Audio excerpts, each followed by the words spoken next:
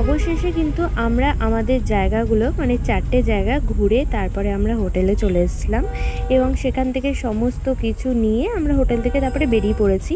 আমরা বেরিয়েছিলাম তখন বাজবে 6:30 কি 6:45 এরকমই হবে। কিন্তু দেখো এইখানের ওয়েদারটা একদম সন্ধে নামলেই নাকি এইখানে এরকমই কুয়াশা এবং চারিদিকে মেঘে ভরে যায়। গাড়ি চালাতে একটু অসুবিধা হয় যেহেতু পাহাড়ি রাস্তা, তোমরা বুঝতেই পারছো। চারিদিকে পুরো ধোঁয়াশা, একটুখানিও দূরের জিনিস দেখা যাচ্ছে না।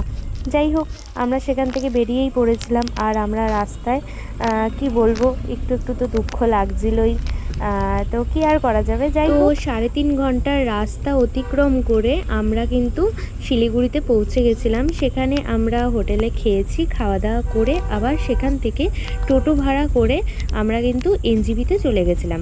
এনজিপি স্টেশনে আমরা সারা রাত কাটিয়েছিলাম। পরের দিন সকালবেলায় তোমাদের তো বলেছি 10:45 নাগাদ আমাদের ট্রেন ছিল। আমরা সেই ট্রেনে করে বাড়ির দিকে রওনা দিয়েছিলাম। আর সারা রাত কিন্তু আমরা প্ল্যাটফর্মেই ছিলাম এবং সেখানে কোনো রকমের আমাদের অসুবিধা হয়নি, কারণ সেখানে ওয়াশরুমও ছিল পরিষ্কার পরিচ্ছন্ন এবং কোনো রকমের ভয়ের কোনো ব্যাপার ছিল না আর কি। এই হচ্ছে আমাদের দুর্গাপুরে পৌঁছে তো সেই একদম গরম। আর এদিকে দেখো, ও কিন্তু এখান থেকে একটা কি বলে, ছোটোবেলায় কিন্তু খুব খেতাম এই আইসক্রিমগুলো।